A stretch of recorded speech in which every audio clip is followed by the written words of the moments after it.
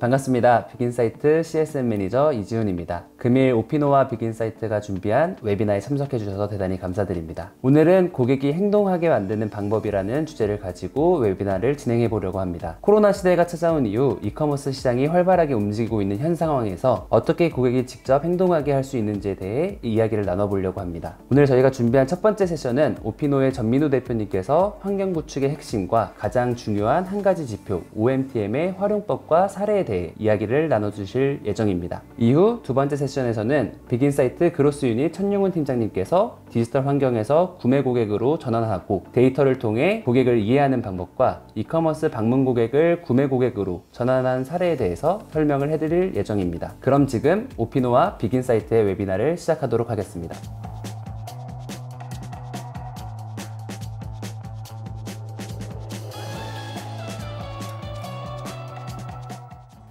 안녕하세요. 그로스 마케팅을 하고 있는 오피노 마케팅의 대표 전민우입니다. 오늘 비긴 인사이트와 이렇게 세션을 준비하게 돼서 너무 감사하게 생각하고요. 그리고 저희 팀의 노하우를 이 동일한 관심사를 가지고 있는 마케터 분들과 공유할 수 있게 되어서 너무 감사하게 생각합니다. 부족할 수 있는 내용이겠지만은 현장에서 저희가 다양한 노하우와 경험을 통해서 얻은 지식이기 때문에 여러분들에게 작게라도 도움이 되었으면 좋겠습니다. 사실 디지털 마케터라고 한다면 많은 고민들이 있을 것 같아요. 실질적으로 자사 사이트에서 어떻게 하면 매출을 폭발적으로 늘릴 수 있을까라는 고민들을 아마 공통적으로 할 거라고 생각이 드는데요. 이 매출을 늘린다라는 이 행위를 우리가 조금 더 고객에 지향해서 생각해 본다면 어떻게 하면 우리가 원하는 행동들을 고객이 할 수 있도록 만들 수 있을까에 대한 고민일 것 같거든요. 오늘 이 자리를 통해서 저희 팀이 가지고 있는 노하우를 여러분들께 공유하도록 하겠습니다. 아까 말씀드렸던 것처럼 디지털 마케터라고 한다면 자신의 사이트, 그러니까 자사몰 혹은 타사몰이라 하더라도 어떻게 하면 매출을 증대시킬 수 있을까? 물론 매출 이외에도 마케팅적인 여러 가지 이제 목표들이 있을 것 같아요. 신규 회원 가입도 있을 거고, 비즈니스 노출이라든지 아니면 여러 가지 이제 리드를 만들기 위한 여러 가지 기회 노출들이 있을 텐데, 실질적으로 이런 것들을 KPI로 정의하기에 앞서서 결국 그 매출이라는 것, 결국 우리가 원하는 전환을 만들기 위해서는 우리가 원하는 행동들을 실질적으로 고객들이 행해야 되거든요. 근데 그런 측면에서 봤을 때 우리가 설득이라는 키워드를 떠올리게 됩니다. 우리 자사몰에 들어오는 유저들을 어떻게 하면 한 명이라도 더 설득을 해서 우리가 원하는 행동을 하게끔 만들 수 있을까? 그런데 저희가 많은 데이터와 경험을 통해서 좀 고민해 봤을 때 이 유저를 설득하는 행위는 굉장히 많은 에너지가 들어가는 행위라는 것을 저희가 좀 알게 됐어요. 그러니까 우리가 투입하는 에너지 대비 얻을 수 있는 결과물이 가장 비효율적인 방법이 바로 설득이라는 거죠. 그래서 설득 말고 어떻게 하면 우리가 원하는 행동을 고객이 만들게 할 수 있을까라고 고민해 봤을 때 사실은 환경 구축임을 알게 되었습니다. 그래서 오늘 저희가 말씀드릴 거는 어떻게 하면 설득을 잘 할 수 있을까라는 것보다는 실질적으로 어떻게 하면 고객이 움직일 수 있는 환경을 구축할 수 있을까에 대한 이야기를 해볼까 해요. 사실 넛지라는 키워드는 너무나 많이 들어보셨죠? 결국에는 우리가 옆에 있는 친구의 옆구리를 쿡 찔러서 우리가 원하는 행동을 하게끔 만드는 자연스러운 행동 유도 법칙이기도 한데요. 정말 오래전부터 넛지라는 키워드는 너무나 많이 있었지만 이런 것들을 우리가 디지털 필드에서 어떻게 적용할 수 있을까에 대해서는 약간 퀘스천이 있었을 거란 말이죠. 사실 넛지에서 굉장히 대표적인 사례로 이야기되고 있는 것이 어떻게 하면 당근 소비를 늘릴 수 있을까라는 사례가 될 수 있을 것 같아요. 기본적으로 이 당근에 대한 넛지 이야기를 좀 해본다면 식당에서 기본적으로 당근 소비가 굉장히 적었던 거예요. 그래서 굉장히 많이 여러 가지 캠페인들을 통해서 당근이 몸에 좋다라는 이야기들을 했지만 결국 실패한 거죠. 근데 사실 이 얘기는 당근이 좋다라고 설득을 계속하는 행위인데 이걸로 성과를 일으키지 못하다가 결국에는 이 식판을 들고 이 배식하는 이 줄의 가장 앞에 손이 닿기 가장 쉬운 곳에 당근을 위치시켰더니 실질적으로 당근 소비가 늘어났다라는 거예요. 사실 이거는 설득이 아니라 당근을 소비할 수밖에 없는 환경을 구축했기 때문에 당근 소비를 늘린 거거든요. 제가 최근에 보았던 영상 중에 이 메타인지라는 영상이 있었어요. 이 아주대학교의 김경인 교수님께서 말씀하신 내용인데 기본적으로 능력보다는 상황에 따라서 본인이 가지고 있는 능력을 더 배가시킬 수 있다라는 얘기였어요. 결국에는 이건 역시 가지고 있는 능력보다는 이 한 사람이 놓여있는 상황이 굉장히 중요한 거고 앞서 설명했던 것처럼 어떻게 하면 더 잘 설득시킬까 보다는 설득될 수밖에 없는, 그러니까 우리가 원하는 행동을 할 수밖에 없는 환경을 만드는 게 더 중요한 얘기다라는 얘기가 되는 거죠. 사실 이런 사례들은 우리가 디지털 환경에서도 굉장히 많이 볼 수 있습니다. 사실 이런 넛지라든지 환경 구축을 잘 활용하시는 마케터분들은 이미 자사몰에서나 아니면 본인이 맡고 있는 프로젝트 캠페인에서 굉장히 이런 환경 구축의 모범 사례들을 잘 구축해 놓고 있어요. 대표적인 게 리뷰라든지 아니면 배너라든지 아니면 다양한 온사이트 마케팅 툴들을 이용해서 고객이 어떤 환경에 놓여 있을 때 우리가 원하는 행동을 잘한다라는 데이터들을 기반으로 해서 그 환경에 고객이 놓일 수밖에 없게끔 만들거든요. 대표적으로 리뷰 같은 경우에는 기본적으로 디지털 환경에서 고객이 구매를 하는 행위들을 보게 되면 이 앞서서 리뷰에 대한 소비가 굉장히 많거든요. 그렇게 되면 리뷰를 확인하게 되면 기본적으로 구매 확률이 높다라는 것들을 우리가 알기 때문에 어떻게 하면은 웹사이트 내에서 기본적으로 리뷰를 더 많이 소비할 수 있게 만들 수 있을까라는 고민을 하게 되는 거고, 결국에는 우리 상품이 좋아요 라고 설득하기보다는 앞서서 어떻게 하면 리뷰를 더 잘 볼 수 있는 환경을 구축할 수 있을까라고 생각이 바뀌게 되는 거죠. 그렇다 보니까 최근에 모바일 이커머스들을 보게 되면은 구매하기 버튼 옆에 장바구니 버튼이나 찜하기 버튼이 있는 게 아니라 굉장히 많이 리뷰하기 버튼이 존재하죠. 그 다음에 리뷰하기 버튼도 단순하게 리뷰 버튼만 있는 것보다는 리뷰 버튼 위에 리뷰가 몇 개 쌓여 있는지에 대한 아예 숫자까지 우리가 배너로 띄워놓다 보니까 리뷰를 볼 수밖에 없는 환경을 구축하게 되는 거죠. 더불어서 사이트에서 페이지 뷰가 몇 회인지 아니면 주로 소비했었던 컨텐츠가 무엇인지에 따라서 그 유저에 맞춰진 배너를 통해서 프로모션 제한이라든지 아니면 여러 가지 트리거 제한들을 보내주게 되거든요. 즉 반드시 이 행동을 하세요 라기보다는 웹사이트 전면에 혹은 모바일 화면 전면에서 굉장히 크게 차지하는 배너에다가 우리가 고객이 했으면 하는 행동에 대한 배너를 띄워줌으로써 고객이 그 행동을 할 수밖에 없게끔 환경을 구축해 주는 거죠.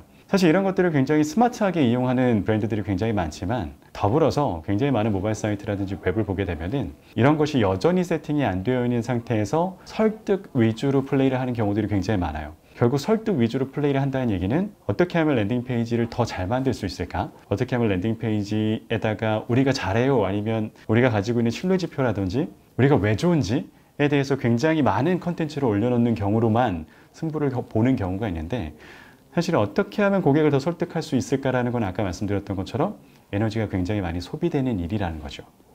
그래서 보통은 고객이 원하는 행동들을 만들기 위해서 환경을 구축하고 그 다음에 그걸로 인해서 행동을 만들어내고 그리고 그 행동을 한 걸 통해서 결국에는 비즈니스에 얼라인되는 전환을 유도하게 되는데, 실제 결국 이 환경 구축을 통해서 우리가 원하는 건 뭘까라고 한다면 전환 유도라고 보시면 돼요. 근데 중요한 건 이 환경 구축이 중요하다는 건 알겠지만 그러면 우리가 환경 구축을 어떻게 할까라고 고민하는 과정들을 보면 결국엔 설득을 위한 환경 구축을 하는 경우들이 너무 많아요. 결국에 마케터 입장에서 고객을 설득하고 싶으니까 고객을 설득하기 위한 환경 구축을 하게 되는 거죠. 사실 이러한 방향성을 가지게 되면 결국 환경 구축이라는 탈을 쓰고 설득을 어떻게 하면 더 잘할 수 있을까라는 것밖에 되진 않거든요. 대표적인 사례가 하고 싶은 말이 너무 많은 거예요. 그렇다 보니까 랜딩 페이지 들어왔을 때 아주 빼곡하게 적혀 있는 텍스트로 랜딩을 만드는 경우, 상세 페이지를 만드는 경우에는 사실 모바일에서 가독성이 굉장히 떨어지기 때문에 우리는 이거를 많이 노출시켜주고 싶은 환경 구축이라고 생각하지만 고객 입장에서는 내가 지금 설득받고 있구나라는 생각이 들기 때문에 좋은 액션이 일어날 수가 없는 거죠. 또 다른 예로 웹사이트 들어가자마자 그 조그마한 모바일 화면을 가득 채우는 배너를 띄우는 거예요. 사실은 배너를 띄우면 고객이 클릭하겠지라는 환경 구축이라고 생각을 하겠지만 실질적으로는 고객의 어떤 경험을 굉장히 해칠 수 있는 환경이기 때문에 오히려 고객 입장에서는 동일하게 내가 설득당하고 있다라는 느낌을 받을 수 있어서 좋은 경험이 아니라는 거죠. 그럼 우리는 어디서부터 시작을 해야 되는가라고 생각해 보면 사실은 고객 관찰로부터 고객 이해를 기반으로 한 환경 구축이 돼야 되는 거예요. 그러니까 단순하게 설득을 위한 환경 구축이 아니라 고객 관찰과 이해를 기반으로 한 환경 구축이 들어가야 된다는 거죠. 사실 이 고객 이해라는 건 뭐냐면 결국엔 고객이 우리 상품을 구매하는 전 과정에서 뿐만 아니라 그걸 더 확장해서 봤을 때 고객이 가지고 있는 문제라는 게 있을 거고 고객은 그 문제를 해결하기 위해서 여러 가지 방법들을 찾아 나가고 있는 과정 중에 있는데 여기에서 브랜드는 이걸 어떻게 도와줄 수 있을까? 즉 고객은 유저의 경험 중에서 계속 Why라는 퀘스천이 계속 생길 텐데 우리는 이걸 어떻게 해소시켜 줄 수 있을까? 라는 고민에서부터 시작한 환경 구축이 돼야 된다는 거예요. 그 첫 번째로 봤을 때 아까 말씀드렸던 것처럼 유저의 경험 중에 생기는 왜가 있을 거예요. 그 왜를 우리는 어떻게 해결해 줄 것인지 혹은 더 나아가서 고객의 왜가 아예 없어야 되는 거예요. 보통 우리가 대표적인 이제 이커머스 사이트에서 보게 되면은 고객들은 대부분 이런 패턴으로 고민들을 시작을 해요. 첫 번째는 궁금한데 내용이 없다. 내가 이런 것들을 해결할 수 있을까라는 그 궁금증이 있는데 그 궁금증을 해결해 줄 수 있는 내용이 없는 거예요. 두 번째로 내용을 찾았어요. 근데 내용은 있는데 이건 정말일까? 진실일 걸까? 단순하게 브랜드의 얘기인 걸까? 라고 고민을 하게 되는 거죠. 내용을 찾았고 내용은 정말일까라는 고민을 할 거고요. 근데 그 내용까지 만약에 있었을 때 세 번째 고민하게 되는 건 아주 자연스럽게 그럼 이게 정말이라면 그 다음에 난 뭘 하면 되지? 라는 패턴으로 고민을 시작을 해요. 첫 번째로는 내가 원하는 내용이 있어야 되는 거고, 두 번째로는 그 내용이 과연 진실될까? 라는 증명된 컨텐츠가 또 있어야 되는 거고요. 세 번째로는 정말이라면 나는 그럼 무엇을 해야 되는가에 대한 고민이 있는 거죠. 자, 궁금한데 내용이 없는 경우에는 보통 브랜드나 마케터가 하고 싶은 내용이 너무 많은 거예요. 하고 싶은 말씀들이 너무 많고, 심지어 고객과 커뮤니케이션하는 그 플랫폼 내에서 브랜드가 하고 싶은 말만 잔뜩 써져 있는 경우에는 아무리 내용이 많다 하더라도, 콘텐츠가 많다 하더라도 유저의 입장에서는 내가 볼 내용이 없네라고 판단을 하는 거죠. 그렇기 때문에 실적으로 이걸 해결할 수 있는 방식들은 어느 정도 정해져 있다고 봐요. 우리가 스타트업 같은 경우에는 보통 이제 유즈 케이스라든지 고객 인터뷰를 정말 많이 하실 텐데, 거기에서 해당 프로덕트라든지 서비스를 추천하는 이유가 분명히 있을 거고요. 실제 추천할 때 쓰는 핵심적인 이야기들이 있을 거란 말이죠. 사실 그 이야기가 어찌 보면 고객이 가장 궁금해하는 내용이 될 수 있다고 생각을 해요. 그러면 그 내용들 중심으로 풀게 되는데 그거를 모두 담을 수 없으니까 고객들이 반복적으로 구매하는 그 과정 중에서, 혹은 프로덕트를 알아가는 그 과정 속에서 브랜드에 질문하는 것들이 있을 거란 말이죠. 그래서 이렇게 빈번하게 질문하는 것들을 우리가 FAQ를 정리를 해서 실질적으로 사이트 하단에 배치를 시켜준다거나, 아니면 특정한 액션을 했었던 유저들에게만 FAQ를 경험할 수 있게끔 우리가 온사이트 마케팅 툴을 통해서 얼마든지 넛지를 걸어줄 수 있단 말이죠. 즉, 단순하게 브랜드가 하고 싶은 이야기 말고도 고객 자체가, 유저 자체가 이 전 프로덕트를 경험하는 이 과정 속에서 궁금해할 수밖에 없는 것들을 어디선가 막 찾아내야 되는 게 아니라 그냥 그 과정에서 아주 자연스럽게 볼 수 있게끔 사실은 세팅이 되어 있어야 궁금한데 내용이 없네 라는 퀘스천을 안 만들게 되는 거예요.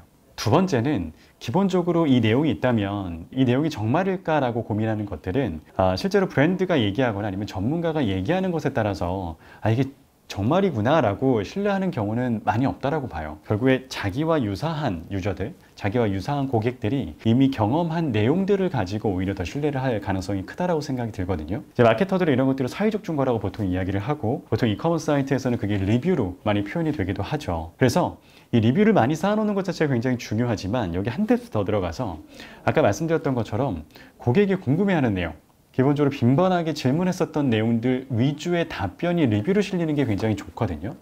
그렇다 보면 리뷰가 잘 쌓여 있는 것들을 그냥 무작정 노출해 주기보다는 고객이 평소에 궁금했던 내용, 그러니까 고객이 구매할 때 앞서서 생각하는 구매 결정 우선순위라는 게 있을 거고, 그 결정 우선순위의 내용이 포함되어 있는 리뷰를 조금 더 잠재 유저들이 더 많이 볼 수 있게끔 노출시켜 주는 게 이 내용이 정말일까? 라는 퀘스천에 아주 현명하게 답변할 수 있는 방법이라고 생각이 들어요. 그렇다 보니까 여전히 리뷰를 소비하는 게 어렵게 만들어 놓은 환경이 있고요.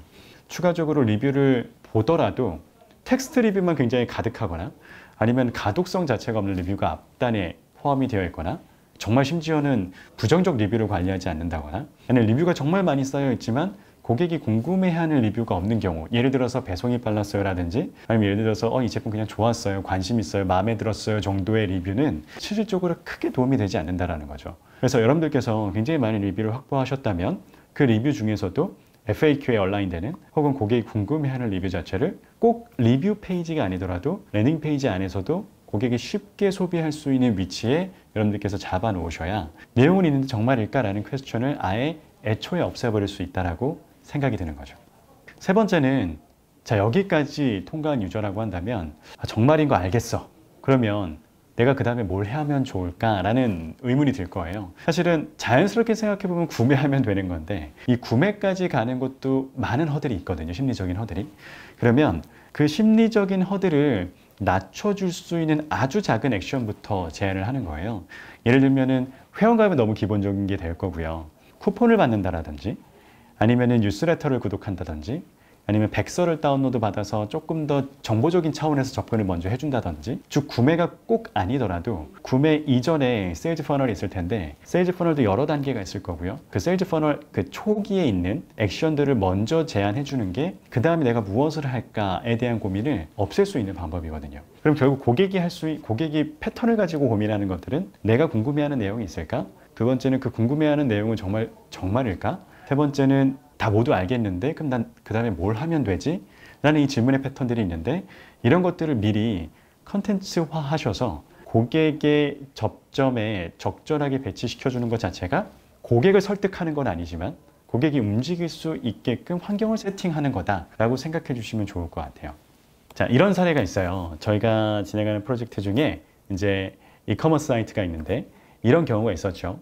이제 작년 여름에 이제 어떤 특정 제품이 출시가 되는데 이 제품명을 실질적으로 웹사이트에서 검색하는 유저가 굉장히 많다라는 걸 발견을 하게 돼요. 근데 실제로 고객 경험을 우리가 시뮬레이션을 해보면 검색에서 해당 제품명을 검색을 해보면 랜딩되는 페이지 자체에 해당 제품에 대한 정보도 없고 그 다음에 정보가 없지만 더불어서 없으면 무엇을 해야 되는가에 대한 내용도 없는 거예요. 그렇기 때문에 사실 이 경험을 가지고 있는 유저 입장에서는 그 다음에 내가 무슨 액션을 해야 되는지 내가 궁금해하는 내용도 없고 그 다음에 언제 이 제품이 또 출시될지에 대한 여러 가지 정보가 전혀 없는 상황에서 그닥 긍정적인 경험을 하지 못한 채 나가버리게 되는 거죠. 근데 이런 유저가 굉장히 많다라는 걸 저희가 데이터로 알았기 때문에 이 페이지에다가 기본적으로 그 제품의 출시에 대한 정보들을 저희가 쫙 설정을 해 놓은 거예요. 그리고 난 다음에 제품이 출시가 됐을 때 그러면은 정보를 받아보겠느냐라는 고객이 액션할 수 있는 CTL을 달아놓은 거고, 아까 제가 말씀드렸던 것처럼 알겠는데 난 뭘 해야 되지라는 게 없게 되면은 결국에는 그것도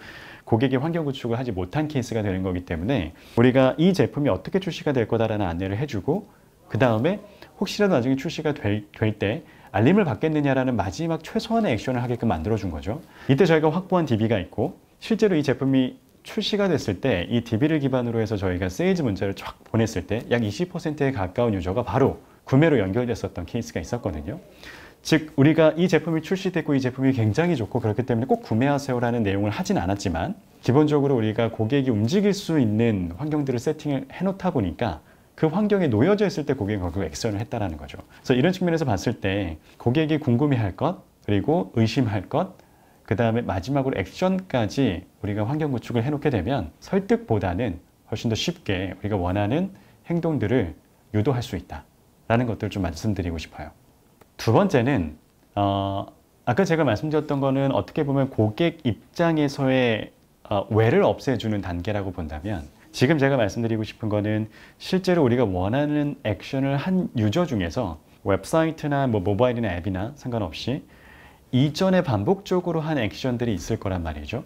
그러면 그 액션은 사실 최종적으로 우리가 원하는 목표를 달성하기에 도움을 주는 이 트리거 액션이라고 좀 볼 수가 있는 거예요. 그럼 사실 데이터 분석들을 통해서 이 트리거 액션들을 찾아내고 이 액션을 조금 더 잠재 유저가 많이 할 수 있게끔 만들어낼 수 있는 방법은 무엇이 있을까라고 고민하는 게 사실 두 번째 방법이라고 보시면 좋을 것 같아요. 예를 들어서 이런 것들이 있을 수 있죠. 페이지 뷰를 3번 본 사람들보다 5번 본 사람들부터는 DB를 남길 수 있는 전환율이 굉장히 높아지더라 라는 데이터 분석을 하게 되면 기본적으로 유저가 들어와서 페이지 뷰 3번을 하다가 나가게 하는 것보다 최대한 페이지 뷰를 5번까지 할 수 있게끔 우리가 UI, UX를 구축해 줄 수가 있는 거거든요. 혹은 리뷰를 한 번 읽고 구매하는 사람보다는 리뷰를 3번까지 소비한 유저가 구매할 확률이 갑자기 뛰더라 라고 한다면 리뷰를 한 번 소비하기 시작한 유저한테는 어떻게 하면 2번째, 3번째 리뷰를 더 소비할 수 있게끔 우리가 푸시를 걸어줄 수 있을까 라고 고민하는 거예요. 이게 절대 설득하는 일이 아니거든요. 결국에는 리뷰를 3개 읽게끔 환경을 구축해주는 일, 리뷰가 아니라 페이지 뷰를 5번 보게끔 환경을 구축해주는 일. 결국에는 고객이 이 액션을 할 수 있게끔 우리가 환경을 어떻게 하면 에스코트 해줄 수 있을까라는 얘기가 되는 거죠. 이거는 저희 사이트인데요. 실제로 웹사이트에 들어왔을 때 어떤 액션들을 하는 유저가 정말 우리가 뭔가 사업 문의로 연결이 많이 될까라고 저희 데이터 분석을 해보면 너무나 당연할 수는 있겠지만 또 데이터로 분석된 결과가 기본적으로 포트폴리오를 검색하는 유저, 그 다음에 어떤 성과가 개선됐다라는 사례를, 백서 같은 거겠죠? 백서를 다운로드 받는 유저, 아니면 저희가 어떻게 일하는지가 궁금해서 영상을 클릭해서 몇 분 이상 보는 유저가 결국에는 DB를 남기더라고요.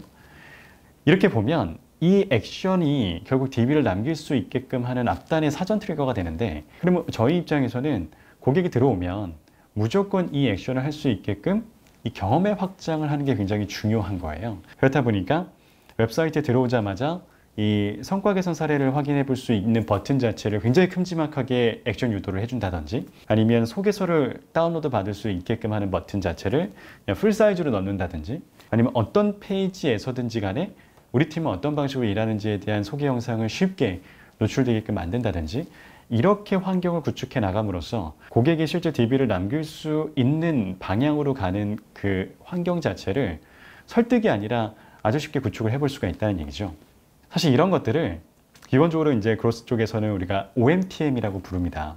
이제 One Metric That Matter라고 해서 실제 우리가 풀고 싶은 문제가 있는데 이 풀고 싶은 문제를 더 쪼개보면 그 앞단의 행동이나 아니면 그 구성에 포함된 여러 가지 액션들이 있거든요. 그렇다 보면 이거를 해결하려고 이거를 정말 해결하는 게 아니라 이거에 영향을 줄 수 있는 앞단의 행동들의 모수를 늘리는 액션들을 많이 진행을 해요. 그러면 이 하나하나를 우리는 이거를 OMTM이라고 정의를 하는 거죠. 그러면 기본적으로 최종적인 목표 전환수를 늘리려고 당장에 어떻게 하면 구매를 늘릴 수 있을까라고 고민하기보다는 어떻게 하면 우리의 썸네일 이미지를 많이 클릭하게끔 만들 수 있을까라든지 아니면 우리의 판매 영상 조회를 어떻게 하면 더 늘릴 수 있을까를 고민하는 게 사실 OMTM 자체를 해결해서 최종적인 목표를 달성하는 방법이라고 보시면 돼요. 물론 이게 OMTM이라고 정의가 되려면 이 액션이 늘어나면 이 액션도 같이 늘어날 거다라는 사전적인 데이터 상관관계는 필요하겠지만 기본적으로 이 설득해내는 게 아니라 환경 구축의 의미에서 봤을 때는 이 OMTM에 대한 정의가 굉장히 잘 되어 있어야 되고 이 OMTM을 어떻게 하면 더 늘릴 수 있을까를 고민하는 방법이 환경 구축의 핵심이 될 수가 있는 거죠. 그래서 최종 전환을 불러일으키는 핵심적인 트리거, 우리가 보통 아하 모먼트라고도 이야기를 하지만 이거를 정의하는 것부터 시작할 필요가 있는 거예요. 실제 이제 크로스 마케팅을 진행을 할 때 KPI 달성을 위해서 여러 가지를 우리가 지표들을 산정해 놓고 각각의 지표에서 또 OMTM을 산정해 놓고 그 OMTM을 늘리는 과정에서 아주 자연스럽게 각각의 스프린트 단계에서의 KPI들을 달성해낼 수가 있거든요. 그래서 크로스 해킹을 할 때도 보게 되면 기본적으로 최종적인 매출을 어떻게 하면 달성할 수 있을까에 대한 고민은 당연히 있지만은 실질적인 전술이나 실행 단계에서 들어갔을 때 매출에 대한 얘기는 빠질 수밖에 없어요. 그 앞단의 고객의 OMTM을 어떤 걸 잡아서 그 OMTM을 더 잘 할 수 있게끔 우리가 경험 구축을 어떻게 할 수 있을까에 대한 고민이 훨씬 더 핵심적인 고민이라고 보시면 되거든요. 그래서 이 OMTM을 활용해서 중요한 두 가지 액션들에 대해서 좀 말씀드릴까 해요. 만약에 OMTM이 산정이 되게 되면은 사실은 미디어 차원에서 OMTM을 이용할 수도 있고 그 다음에 웹사이트 내에서의 UI, UX 개선의 차원에서도 OMTM을 활용할 수가 있어요. 이 첫 번째 이 미디어 차원에서 OMTM을 말씀드리면 결국에는 머신러닝 매체를 굉장히 잘 활용함으로써 더 나은 성과들을 우리가 전환적인 차원에서 끌어낼 수가 있다는 거죠. 그래서 미디어 최적화 기준에도 필요할 거고 미디어 내에서의 여러 가지 소재 메시지 최적화 기준에서도 필요하게 될 거예요. 그러니까 저희가 진행했었던 이제 글로벌 렌털 서비스 중에 한정된 예산에서 페이스북 CPA 단가가 굉장히 높은 캠페인이 있었어요. 잘 아시겠지만은 이 CPA 단가가 굉장히 높다 보면은 아무래도 머신러닝이 알고리즘이 우리가 최적화되기가 이제 어려워질 수 있는 환경일 수밖에 없는 거고 이제 그렇게 됐을 때 어떻게 하면 이 CPA 단가를 낮출 수 있을까라는 고민들을 많이 하거든요. 근데 이 OMTM 자체를 그냥 최종적인 구매로 잡아놓고 머신러닝을 돌리게 됐을 때 CPA 단가가 워낙 높다 보니까 기본적으로 최적화가 될 수 있는 환경이 구축이 안 되는 거죠. 그래서 저희가 선택했던 방법은 실제 매출이 일어날 수 있는 관계를 가진 앞단의 사전 트리거, 즉 OMTM을 여러 가지를 발견을 했었고 이때 저희가 발견했었던 OMTM은 뭐였냐면 실질적으로 매출을 남길 수 있는 즉 DB를 남기는 유저의 사전 공통 행동들을 보면 이 PV 5회를 기록하는 유저들이 실질적으로 DB를 정말 잘 남길 수 있는 거라는 걸 저희가 데이터 분석을 통해서 알아냈고 그러면 아주 중요한 OMTM은 이 PV 5회를 일으키는 거구나 라고 판단을 해서 이 머신러닝 알고리즘을 이 머신러닝 미디어를 이용할 때 최적화 기준 자체를 PV 5회로 잡아서 머신러닝을 돌렸던 거죠. 그렇다 보니까 애초부터 PV 5회를 잘할 수 있는 유저가 들어오게 되는 거고 PV 5회를 하게 되면은 DB를 잘 남긴다라는 상관관계가 있다 보니까 전체적으로 DB 수가 늘어날 수 있는 결과를 얻게 된 거예요. 결국 이 OMTM과 최종 목표 간의 상관관계가 있다라고 판단이 되고 난 다음에는 사실 최종적인 DB 수집이라든지 매출을 고민하는 것보다는 이 OMTM을 어떻게 하면 더 늘릴 수 있을까라는 고민 자체로 진행했었던 캠페인이고 이 캠페인을 통해서 CPA를 기존 대비 78%까지 개선을 하면서 머신러닝도 우리가 최적화를 시킬 수가 있었고 전반적으로 성과를 개선할 수 있었던 케이스였던 거죠. 비슷한 사례로 저희가 진행했던 이제 뷰티 커머스 중에 이 카카오 회원 가입을 유도하고 또한 이 회원 가입이라는 메시지를 가지고 캠페인 소재로 활용했었던 적이 있었거든요. 어떤 경우였냐면 실제로 웹사이트 내에서 구매로 전이되는 과정에서 이 바로 구매를 하는 유저들보다 이 카카오 메시지를 한 번이라도 본 유저 자체가 구매로 가는 확률이 굉장히 높은 거예요. 근데 어찌 보면 이 카카오 회원 가입을 함으로써 우리가 쿠폰을 발행을 했기 때문에 아주 직관적으로는 당연한 이야기다라고 생각할 수는 있겠지만은 그렇다라고 한다면 자, 웹사이트 내에서도 실제 카카오 가입을 하고 난 뒤에 쿠폰을 받고 조금 더 원활하게 구매를 할 수 있게끔 우리가 만들 수 있었는데, 당시에는 이 웹사이트 내에서 PC가 됐건 모바일이 됐건 여기에서는 실질적으로 쿠폰 할인을 카카오를 통해서 받을 수 있다는 내용이 전무했었던 거죠. 근데 우리가 데이터 분석을 통해서 세그먼트를 나눠서 보게 되면은 실제로 이 쿠폰에 노출됐었던 유저의 전환율이 굉장히 높고, 실제로 객단가도 높고, 전체적으로 매출에 기여하는 그 수준 자체가 굉장히 높았기 때문에 반드시 이 경험을 시켜야 된다라고 판단을 했었고요. 근데 당시에 해당 랜딩 페이지가 굉장히 많은 메시지로 오염이 되어 있어서 이 카카오 회원가입을 통해서 쿠폰을 주겠다라는 메시지를 어디에다가 설정하면 좋을까라는 고민들을 굉장히 많이 했어요. 그랬을 때 이 메시지만 굉장히 뚜렷하게 볼 수 있는 곳을 찾자라고 했던 게 바로 메뉴였어요. 즉 메뉴 버튼 클릭 자체는 신규 유저로 들어오는 유저의 거의 대부분이 메뉴 버튼을 클릭을 했는데, 보시는 것처럼 메뉴 쪽에서도 우측에 굉장히 빈 공간이 있었거든요. 바로 이 빈 공간에 이 카카오 회원을 가입하게 됐을 경우 우리가 이제 쿠폰을 드린다라는 메시지를 세로로 배치해 줌으로써 이 메시지를 다른 메시지에 오염 없이 정확하게 노출할 수 있었고, 더불어서 매출까지 같이 견인했었던 사례거든요. 또한 그 실제로 카카오 메시지를 통해서 이 카카오 회원가입을 통해서 쿠폰을 받을 수 있고, 이런 메시지들을 웹사이트 내에서만 우리가 알리는 것뿐만 아니라 이걸 가지고 그냥 소재화해서 바로 미디어를 우리가 집행해보자 라는 아이디어가 있었고, 바로 이걸 소재화했을 때 굉장히 많은 신규 가입과 굉장히 많은 매출들을 우리가 상승시켰었던 이력을 통해서 결국에 매출을 올리자라는 게 이제 어떻게 보면 KPI랑 연관되는 최종 목표일 수는 있겠지만, OMTM으로 쪼개서 보면은 어떻게 하면 카카오 회원가입을 더 많이 시킬 수 있을까가 되는 거고, 더 OMTM으로 쪼개서 보면 이 카카오 회원가입을 통해서 쿠폰을 줄 수 있다는 이 메시지를 어떻게 하면 더 많이 노출시킬 수 있을까라는 미션으로 매출을 올리자라는 미션을 이렇게까지 미션을 쪼개서 바꿔버린 거예요. 그랬을 때 마케터들이 어디에 집중하냐면 그 작은 OMTM에 집중하게 되는 거죠. 근데 그 작은 OMTM이 해결되고 나면, 아니면 우리가 원하는 수준으로까지 액션이 일어나게 되면 사실은 순차적으로 매출까지 상승할 수 있는 결과를 얻을 수가 있었다는 거예요. 사실 이렇게 머신러닝을 활용해서 혹은 소재를 활용해서 기본적으로 성과를 올릴 수 있는 그 기반을 OMTM으로 세팅할 수도 있지만, 사실 OMTM을 세팅하는 또 중요한 이유 중에 하나는 웹사이트 내에서의 고객 행동을 유도하는 방식이거든요. 즉 고객이 이커머스 사이트에 들어왔을 때 구매하세요라고 얘기하는 게 아니라, 사실 어찌 보면은 구매랑은 조금 연관이 없는 액션을 하게끔 만들지만은 그 액션을 통해서 결국에는 구매로밖에 연결이 될 수 없는 환경을 만들어주는 거죠. 이거는 저희가 이제 뷰티 커머스를 진행했었던 사례인데, 실제로 그 2만 원 이상을 담았을 경우에는 그 배송비가 무료로 진행이 되고 있었지만, 거의 대부분이 이 메시지를 볼 수가 없는 상황이었고, 그래서 어떻게 하면 2만 원 이상 담았을 때 무료 배송이라는 걸 알려줄 수 있을까라는 고민이 있었어요. 또 하나는 동시에 장바구니 페이지에서 이탈률이 꽤 높았었는데 이걸 어떻게 하면 줄일 수 있을까에 대한 고민도 있었고, 그리고 더불어서 이제 객단가를 높이는 고민도 있었거든요. 근데 이걸 우리가 어떻게 해결을 했냐면, 실제로 웹사이트에 들어왔었던 유저가 구매를 하고 장바구니에 도착했을 때 얼마가 담겼다라는 게 장바구니에서 표기가 될 텐데, 이거를 굳이 2만 원보다 낮냐 높냐를 보통은 보진 않잖아요. 그렇기 때문에 저희가 2만 원까지의 차액을 장바구니에 도착한 순간 그 차액을 배너로 띄워주는 실험을 했어요. 예를 들어서 고객이 한 15,000원 정도 장바구니를 담았다. 그러면 5,000원 차액이 있는데, 보통은 그 5,000원 차액 자체를 무시하고 2만 원 이상 담았을 때 배송비 혜택을 누리지 못하면서 15,000원을 구매해버리는 일들이 많았는데, 5,000원의 차익이 있다, 2만 원까지 꼭꼭 채워서 담으세요 라는 메시지를 저희가 배너로 띄워주고, 더불어서 베스트 상품 보러 가기라는 그 메뉴를 저희가 CTA로 이제 잡아놔줬었거든요, 해당 배너에. 근데 이 메뉴명으로 잡았던 이유는 해당 사이트에서 이 메뉴명 자체에 대한 클릭률이 굉장히 높았기 때문에, 어떻게 보면 이 메뉴명을 더 많이 클릭할 수 있게끔 만들어주는 것 자체가 매출을 견인할 수 있는 방법 중에 하나라는 거죠. 그래서 5,000원이 남았다라는 배너를 띄워줌과 동시에 그 유저가 액션할 수 있게끔 만들어주는 CTA를 같이 넣어줌으로써 고객이 최대한 2만 원을 담아서 구매할 수 있는 환경을 구축해 준 거예요. 사실 이걸 통해서 기본적으로 CVR 자체가 약 20%까지 개선이 되고, 매출 자체도 객단가 자체도 24%까지 개선이 되면서 단순한 이 장바구니에서 띄워주는 이 배너 하나만으로도 고객이 구매할 수 있는 환경을 만들어 준 거죠. 사실 어찌 보면 제발 5,000원 더 담아주세요 라든지, 아니면 우리는 뭐 저렴하고 아니면 굉장히 팬시한 제품들이 많습니다라고 설득한 게 전혀 아니란 말이죠. 어떻게 고객이 스스로 선택하고 스스로 움직일 수 있는 환경을 구축해 줄 거냐, 그것이 굉장히 핵심인 것 같아요. 또 하나는 이제 글로벌 제약사의 하나의 그 사례인데요.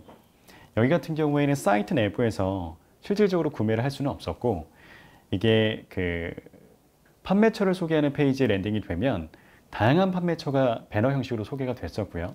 클릭하게 되면은 해당 판매처 사이트로 이동을 해서 구매를 할 수 있었던 상황이었어요. 근데 저희가 이 모바일 페이지를 이제 여러 유저들과 유즈 케이스를 해보는데 실제로 이 배너를 클릭할 수 있었어? 라는 질문들을 굉장히 많이 받았었거든요. 그러니까 무슨 얘기였냐면 배너를 클릭하고 우리가 구매를 할 수 있는 그 환경은 구축해 놨었지만 정작 고객은 이 배너를 클릭할 수 있었는지조차 몰랐던 거죠. 그래서 너무나 간단한 아이디어가 뭐였냐면 이건 클릭할 수 있어요 라는 명확한 CTA를 달아주는 것과 또 하나는 모든 배너들의 클릭률을 조사해 봤을 때 고객이 가장 잘 클릭하는 것들을 가장 잘 클릭할 수 있는 위치에 배치시켜주는 것 자체가 우리가 할 수 있는 일이라고 생각을 했던 거예요. 그래서 모든 배너마다 실제로 클릭할 수 있다는 CTA를 모두 달아줬고 그 다음에 가장 하단에 있었던 쿠팡이었거든요. 클릭률이 가장 좋았는데 이거를 가장 클릭하기 쉬운 곳에다가 저희가 다시 재배치를 시켜준 거죠.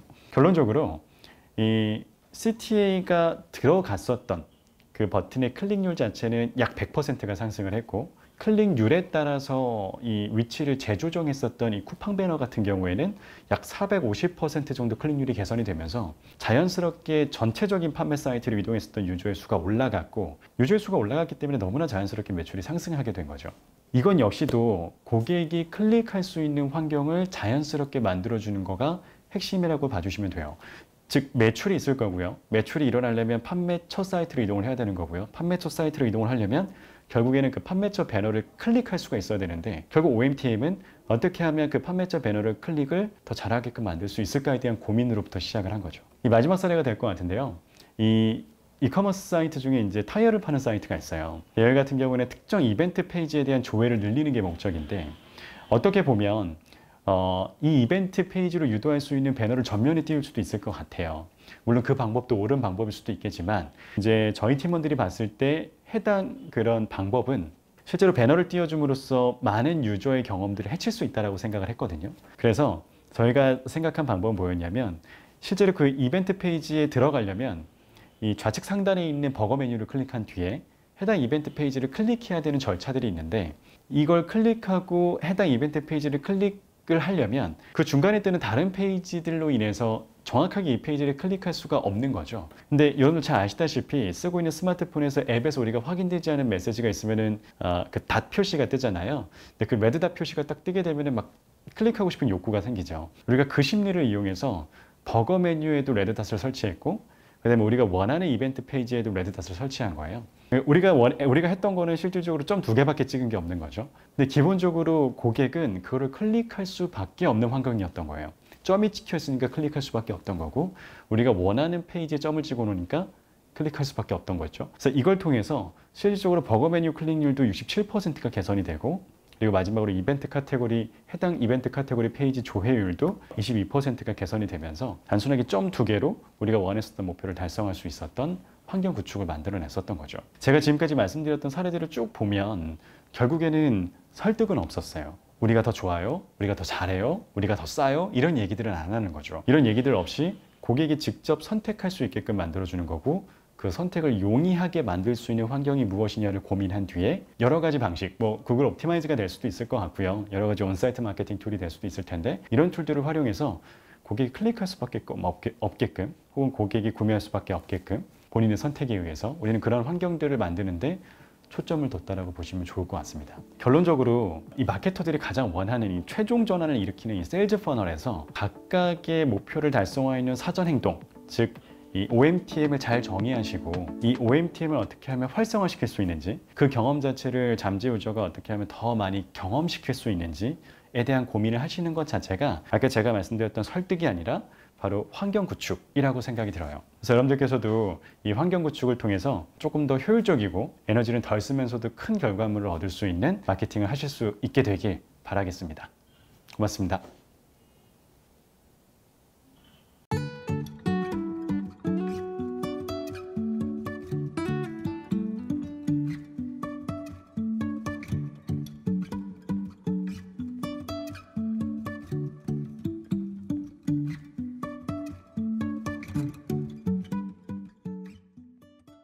안녕하세요. 저는 이번에 디지털 환경에서 방문한 잠재 고객을 실제 전환 고객, 구매 고객 또는 충성 고객으로 전환시킬 방법을 발표할 비긴 사이트의 천영훈입니다. 제가 오늘 발표할 내용은 크게 세 가지인데요. 디지털 환경에서 방문한 고객을 구매 고객으로 전환 또는 관계를 유지하는 방법.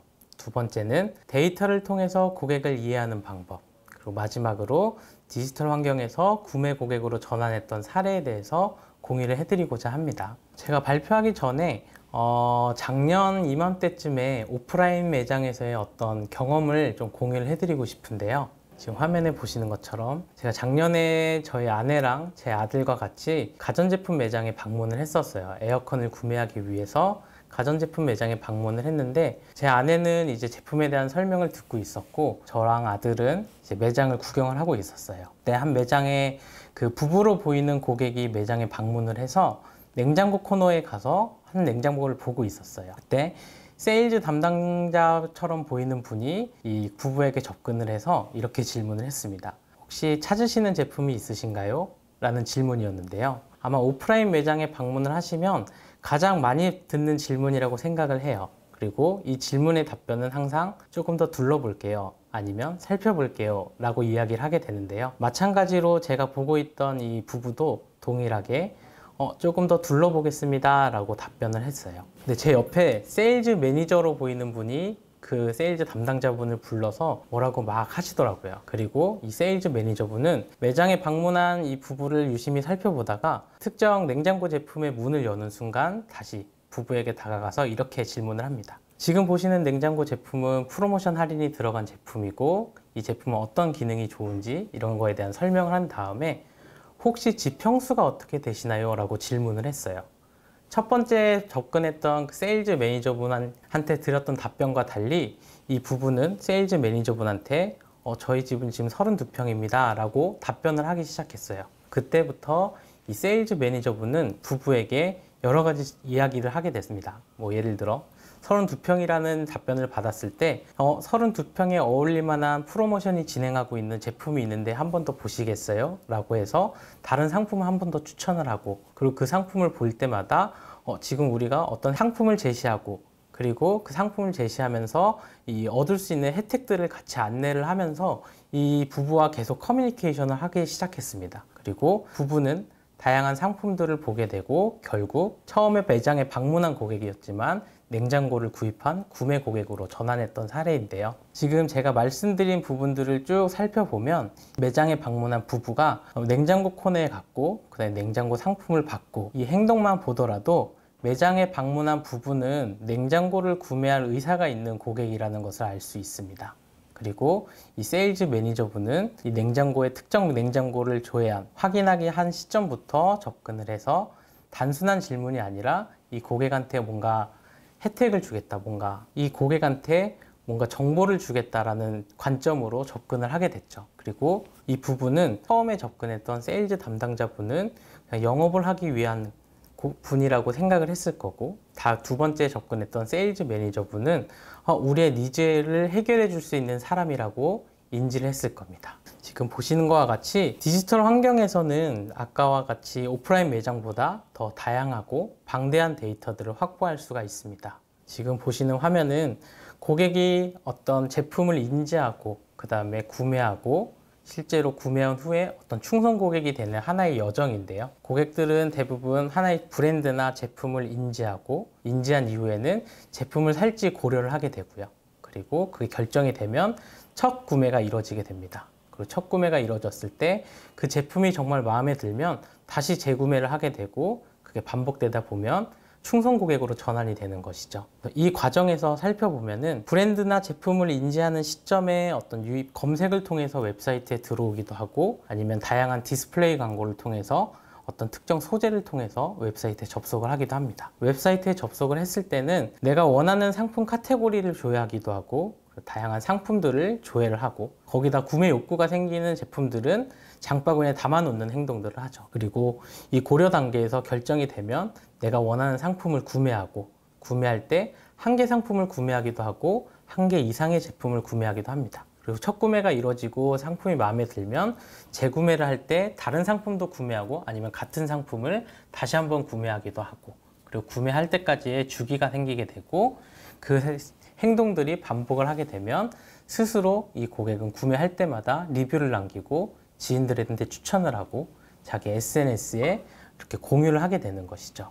지금 보시는 것처럼 제가 말씀드린 것처럼 이 모든 고객이 브랜드를 인지한 시점부터 충성 고객이 되기까지 다양한 발자취들을 남기게 되는데요. 우리는 이 발자취를 고객 행동 데이터라고 이야기합니다. 그럼 이 다양하고 방대한 고객 행동 데이터를 기반으로 무엇을 할 수 있느냐? 이 다양한 행동 데이터를 그대로 사용을 할 수 없기 때문에 이 데이터들을 세분화시키고 그리고 조합할 데이터들을 조합을 하게 되면 고객을 분류를 할 수 있게 되고요. 그리고 고객이 웹사이트에서 구매하는 모든 과정, 그리고 재구매하는 팬이 되는 모든 과정에 경험상의 문제를 개선할 수 있고, 그리고 지속적으로 고객과 커뮤니케이션을 할 수 있게 됩니다. 그러면은 데이터를 통해서 고객을 어떻게 이해할 수 있는지에 대해서 공유해 드리겠습니다. 제가 가장 많이 듣는 질문인데요. 데이터, 고객 행동 데이터를 확보할 수 있다는 것까지는 다들 알고 있지만 그 데이터를 어떻게 활용할 수 있는지 항상 궁금해하는 부분입니다.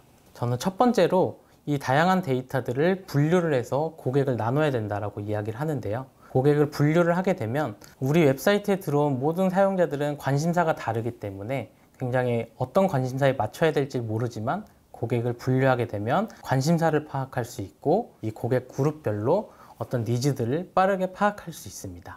예를 들어서 웹사이트에 처음 방문한 고객이라고 했을 때 이 고객이 어떤 거에 관심이 있는지는 알 수 없습니다. 하지만 이 고객이 웹사이트에 들어오고 다양한 행동들, 특정 상품을 조회하고 그 특정 상품을 또 장바구니에 담고 구매하지 않는다 하더라도 이 고객은 지금 어디에 어떤 제품에 관심이 있는지를 파악을 할 수가 있는 것이죠. 그래서 지금 화면에 보시는 것처럼 처음 웹사이트에 들어온 고객이 누군지는 알 수 없지만 이 고객이 웹사이트에 접속을 하기 전에 특정 바람막이 제품을 검색해서 들어오고, 또는 어떤 디스플레이 광고라든지 SNS 광고를 통해서 바람막이 제품에 대한 소재를 클릭해서 웹사이트에 들어왔다. 그리고 웹사이트에 들어온 후에 아우터라는 카테고리를 5회 이상 조회를 하고 바람막이 관련 상품들을 10회 이상 조회를 하고, 그리고 거기서 원하는 제품, 특정 몇 가지의 제품들을 장바구니에 담아 놓은 다음에 구매를 하지 않고 이탈이 된 상황이라고 가정을 하게 되면 이 데이터만으로 고객을 분류를 할 수 있게 되는데요.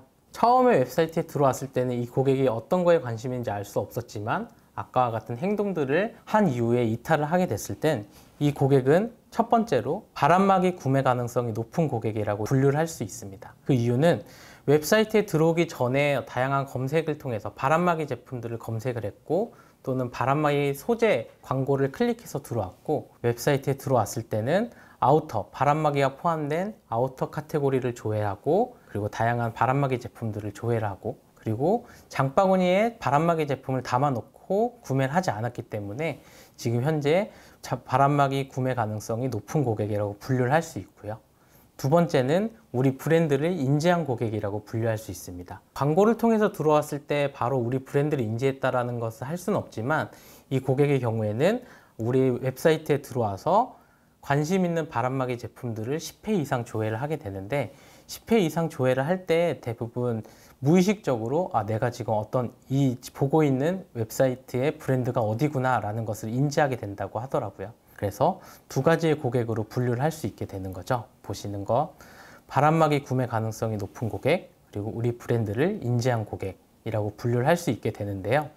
그러면 이 고객한테 웹사이트 관리자라면 어떤 걸 제시해야 될까를 살펴봤을 때, 바람막이 제품과 맨투맨 제품을 동시에 구매를 하면 10% 할인을 한다라는 푸시를 할 수 있게 됩니다. 그러면 그냥 웹사이트에 들어온 모든 고객들한테 바람막이 제품과 맨투맨 제품을 구매 시 10% 할인이라고 이야기를 하는 것보다 바람막이에 관심 있고 우리 브랜드를 인지한 고객한테 노출을 시켰을 때 더 많은 클릭이 일어나고 구매로 이어질 수가 있게 되는 것이죠. 그래서 이 고객은 바람막이 제품만 구매하려고 웹사이트에 들어왔지만 브랜드를 인지하면서 맨투맨과 같이 구매하면 동시에 추가적으로 좀 더 저렴하게 구매할 수 있겠구나라고 인지를 하고, 그래서 전환이 일어나면 결국엔 객단가를 상승시킬 수 있게 되는 것이죠. 두 번째는 고객의 접점을 파악해서 퍼널 분석을 통해 문제점을 찾는 겁니다. 결국 고객이 경험상의 문제를 해결할 수 있는 방법을 찾는 건데요. 지금 화면에 보시는 것처럼 이커머스 마케터분들의 가장 큰 고민이 되는 부분이라고 생각하는 게, 고객들은 웹사이트에 방문을 해서 상품을 조회하고 그리고 회원가입을 하고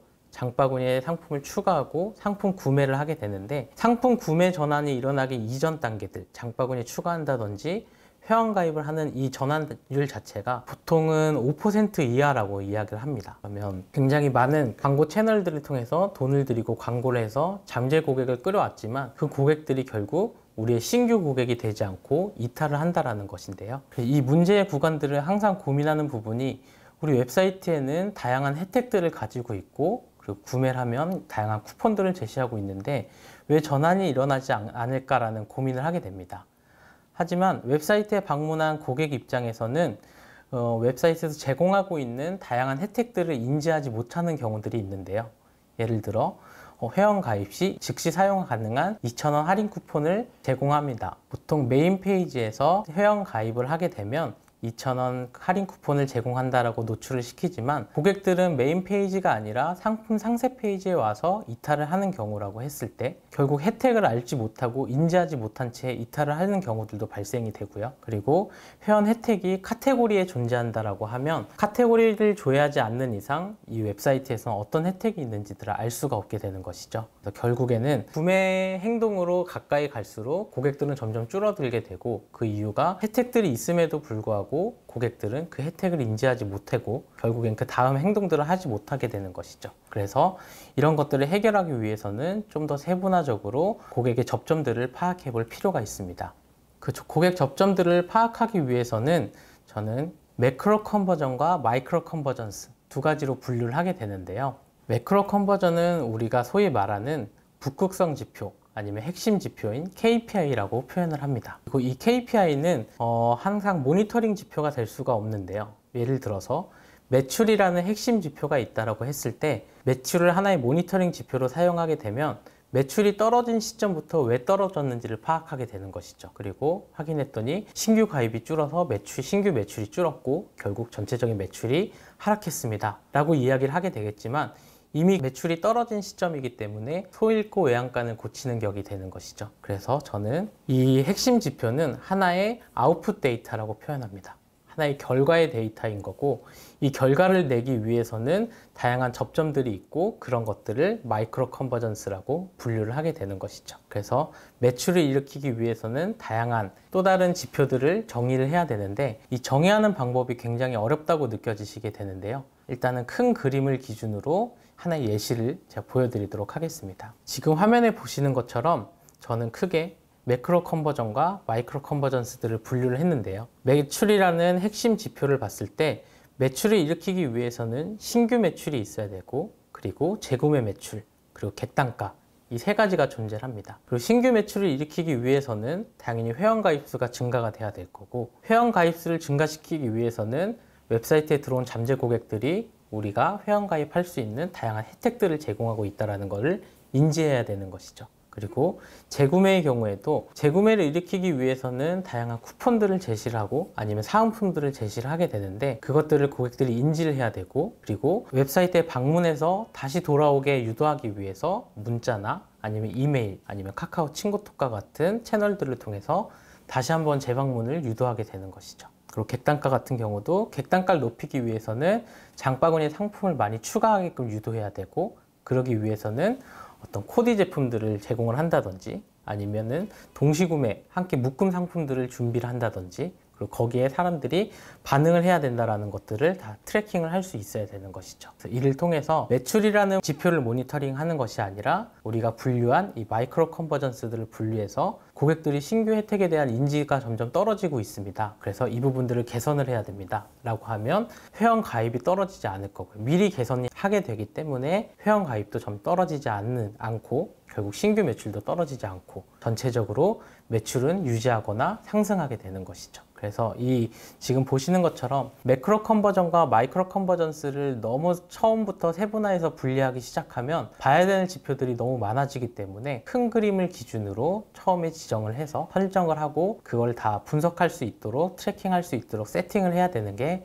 핵심입니다. 결국 데이터를 통해서 고객을 이해한다는 건 우리 방대하고 아까 보신 것처럼 다양하고 방대한 데이터들을 세분화하고 그리고 조합할 데이터들을 조합을 해서 고객을 분류를 하게 되고 이 분류한 고객들을 기반으로 고객 접점을 파악해서 문제를 해결하고 그렇게 하면 고객을 이해할 수 있고 그리고 고객의 경험을 최적화시킬 수 있게 되는 것입니다. 그럼 마지막으로 디지털 환경에서 실제 구매 고객으로 전환했던 사례 3가지 정도를 제가 공유해 드리도록 하겠습니다. 첫 번째 사례는 저희 비긴 솔루션을 이용하고 계신 미트박스 고객사 사례인데요. 미트박스는 연간 35조 규모의 축산물 시장에서 오픈마켓 방식과 풀 콜드체인 프로세스와 같이 기존 유통 방식을 혁신하고 있는 B2B 신선식품 거래 커머스 플랫폼을 제공하고 있습니다. 미트박스 고객사의 경우에는 저희 비긴 솔루션도 굉장히 오래 사용하고 계셨고 다양한 데이터들을 조합을 해서 고객을 분류하고 그 고객들에게 필요한 메시지들 그리고 필요한 혜택들을 지속적으로 제시를 하고 있는데요. 여러 가지 사례들 중에서 한 가지만 좀 공유를 해드리면 첫 번째로 저희가 확장한 사업 영역에 매출을 활성화시키자라는 목표를 가지고 있었습니다. 기존에는 그 육류 아이템을 기반으로 사업을 하고 있었는데요. 사업이 점점 커지면서 육류뿐만이 아니라 식자재 아이템도 추가적으로 확장을 하게 됐는데 이 식자재 아이템들을 어떻게 판매를 할 수 있을지 어떻게 이 구매를 활성화시킬 수 있을지에 대한 고민을 하고 있었다고 합니다. 그래서 미트박스에서는 아까 말씀드린 것처럼 다양하게 고객을 분류하게 되는데 크게 2가지 가설을 세우고 실험을 했습니다. 첫 번째 가설은 구이육, 소고기나 이런 구워 먹는 고기들을 구매한 고객은 비빔냉면 재료도 구매할 것이다 라는 가설을 세웠고요. 그리고 돼지고기, 족발이나 삼겹살 같은 돼지고기 제품을 구매한 고객은 해물파전 재료도 구매할 것이다 라는 가설을 세웠습니다. 저희가 어떤 식당이나 정육점 가면 소고기나 이런 구이를 먹을 때 비빔냉면이나 물냉면을 많이 사 먹잖아요. 그런 것처럼 그런 생활과 데이터를 기반으로 고객을 분류해서 가설을 실험을 해본 거고요.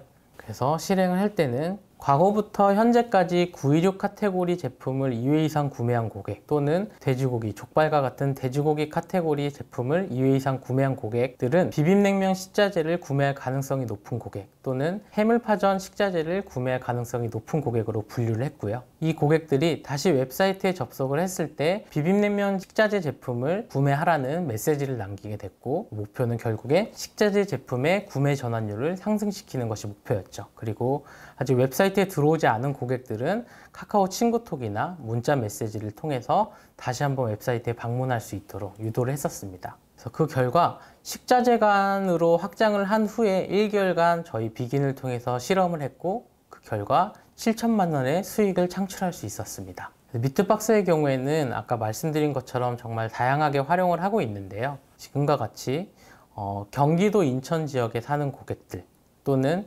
서울 지역에 사는 고객들은 약간 특성들이 있어요. 그래서 경기도 인천 지역에 사는 고객들은 젊은 부부들이 많이 살고 그리고 서울에 사는 사람들은 1인 가구들이 많이 사는데 이 미트박스에선 경인 지역에서 유입된 어떤 사업자분들에게는 간편식의 제품을 그리고 서울 지역에 들어온 고객들은 밀키드 제품, 곱창 전골이라든지 이런 밀키드 제품들을 구매할 수 있도록 유도하는 액션들을 수행을 하고 있습니다. 두 번째는 스트릿 패션 브랜드의 사례인데요. 이 스트릿 패션 브랜드에서는 이미 브랜드는 널리 알려져 있는 고객사였고 그리고 웹사이트에 들어오는 고객들도 브랜드를 인지한 고객들이 되게 많았습니다. 하지만 이 웹사이트에 들어온 사람들은 한 가지의 상품만 구매하고 여러 가지 상품을 구매하지 않는 문제가 있었는데요. 그래서 목표를 객단가를 높이자로 잡게 됐습니다. 이 객단가를 높이자라는 목표를 잡고 시작을 했을 때 처음에 봐야 되는 부분은 장바구니 페이지인데요. 장바구니 페이지에서 구매 전환율이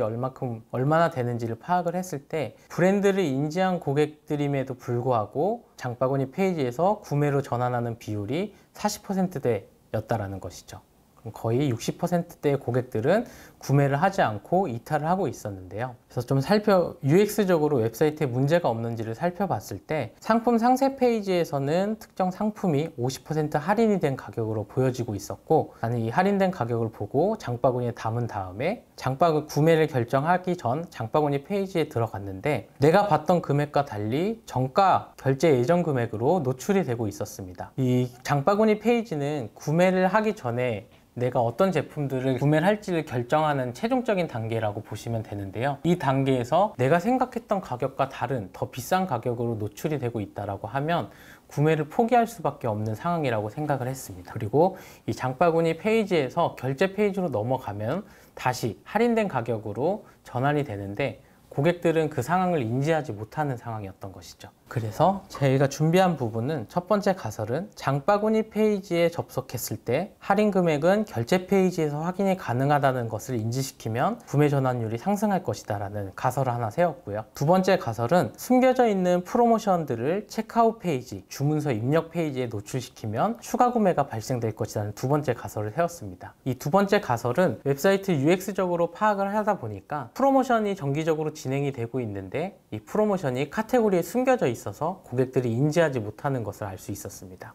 그래서 그 부분을 통해서 구매를 하는 시점에 한 개만 구매를 하는 고객들이 많았기 때문에 구매를 하는 시점에 우리가 할인율 50%, 최대 50%의 할인율 프로모션을 진행하고 있다는 것을 인지시키면 추가적으로 구매가 일어나지 않을까라는 생각에 두 가지 가설을 가지고 실험을 했었고요. 첫 번째는 장바구니에 상품을 추가한 장바구니 페이지에 도달하지 않고 상품 상세 페이지에서 장바구니 상품을 추가한 고객들을 분류를 해서 이 고객들은 장바구니 페이지에서 이탈 가망 사용자라고 저희는 고객을 분류를 했습니다. 그리고 그 고객들이 장바구니 페이지에 접속을 했을 때 지금 화면에 보시는 것처럼 팝업을 띄워서 추가한 상품과 지금 현재 가격이 다르다라는 것을 인지시키고 할인된 가격은 주문서 페이지에서 확인이 가능하다는 것을 팝업을 통해서 인지시켰습니다. 그리고 두 번째는 주문서 입력 페이지에 접속을 했을 때 이제 우리 프로모션을 준비했다라는 팝업을 노출시켰는데요. 이 타겟은 과거부터 현재까지 프로모션 페이지를 한 번도 조회하지 않았던 고객들을 크로스셀링 유도 사용자라고 저희는 분류를 했습니다. 그래서 기획 전 페이지를 한 번도 보지 않았던 고객이 체크아웃 페이지에 들어왔을 때 최대 50%의 프로모션을 준비했다라는 팝업을 띄워서 추가 쇼핑을 유도하고 추가 구매를 유도하게 된 것이죠. 그래서 저희가 결과를 확인했을 때 기존 대비 평균 객단가가 약 4만 원 상승을 하게 됐고요. 그리고 장바구니 조회 후 구매 전환율이 기존의 40%대에서 67%까지 올라갔던 대표적인 객단가를 높였던 사례입니다. 세 번째, 마지막으로는 뷰티 브랜드 사례인데요. 뷰티 브랜드 같은 경우에는 제품은 많지는 않았지만 특히나 두 가지 제품이 전체 매출의 80%를 차지하고 있었습니다. 그래서 목표는 주력 상품을 더 판매하자라는 목표를 가지고 진행을 했는데요. 그럼 주력 상품을 구매하는 고객들은 이 주력 상품을 구매하기 전에 몇 번 조회를 하는지를 확인해 볼 필요가 있었습니다. 그래서 이 주력 상품을 구매한 고객들을 분류를 해서 확인했을 때 주력 상품을 구매하기 전에 해당 상품을 3회에서 5회 정도, 50% 정도가 3회에서 5회 정도 조회를 하고 있는 것을 알 수 있었고요.